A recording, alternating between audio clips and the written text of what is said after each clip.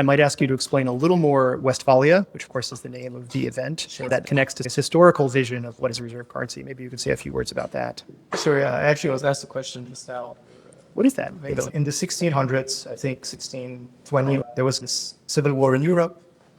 Westphalia is a region in Europe, northern west of Europe, I would say. I think Germany, Sweden, Prussia back then, the countries were involved.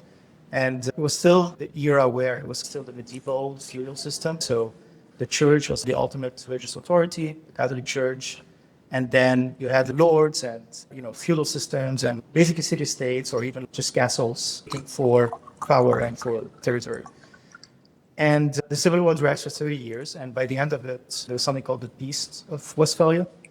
And in hindsight, this was basically the point in time where the feudal system started to end and the concept of a state started emerging. So it was a time where authority moved from being religious authority under this kind of feudal medieval system to a model where territorial sovereignty is the thing to respect.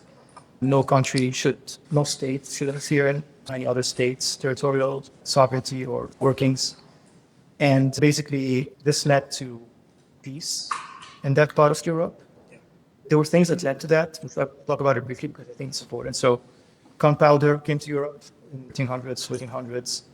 Before the gunpowder technology, armies used to fight, swords and light weaponry. So the ability to really hurt your enemy was not as massive as using gunpowder to destroy their castle and their houses and all of that.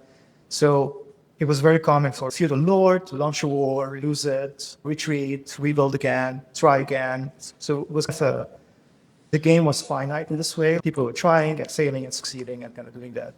But when gunpowder came, it became very costly to do that. Mm-hmm. You went to war, someone else has cannons and all of that, and they're able to inflict real damage, infrastructure-wise and human-wise on you. And then for you to restart from there is very costly.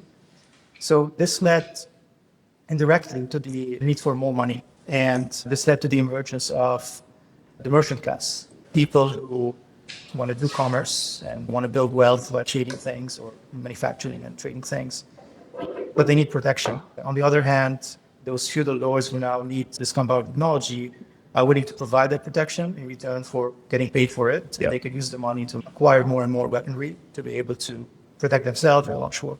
So I'm simplifying a lot, but that's kind of the game that was happening, which ultimately led to the need to have more and more consolidation. So we started moving from very fragmented feudal lords to more and more consolidated city-states and I guess monarchies, which ultimately led to the state thing that we just talked about. Yeah. And then another thing that was very crucial that happened around the same time was the printing press and the ability to just spread information, print and spread information, which was almost non-existent, right, before the printing press.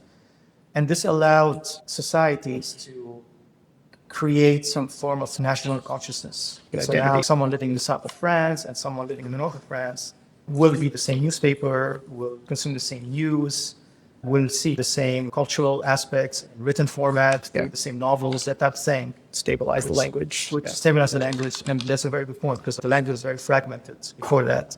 There were different dialects, and a lot of them didn't even speak to each other. And so stabilizing the language.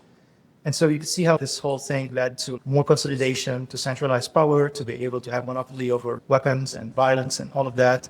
And then overlaying on top of it, the national consciousness that got awakened because of the printing press, which you can see through John Locke in Britain and then revolution. And so this led to ultimately Europe self-organizing around nation states. Yeah. Which in summary is territorial sovereignty and citizenship and nationalism.